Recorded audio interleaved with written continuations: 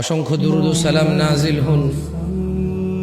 জনাবে মুহাম্মদুর রাসূলুল্লাহ সাল্লাল্লাহু আলাইহি ওয়াসাল্লামের উপর, যার পরে এই পৃথিবীতে আর কোন নবী রাসূল আগমন করবেন না, যিনি রাহমাতাল লিল আলামিন, যিনি ইমামুল আম্বিয়া ইমামুল মুরসালিন, যার ব্যাপারে তার রব বলেছে ওয়ালাসাউফা ইউতিকা রাব্বুকা ফাতারদা, যার ব্যাপারে তার রব বলেছে ওয়া ইন্নাকা লাআলা খুলুকিন আযীম, যার উপরে তার রব নিজেই সালাতু সালাম বা দুরূদ পেশ করে,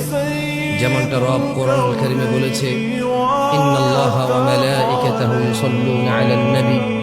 ইয়া আইয়ুহাল্লাযীনা আমানু সাল্লু আলাইহি ওয়া সাল্লিমু তাসলিমা।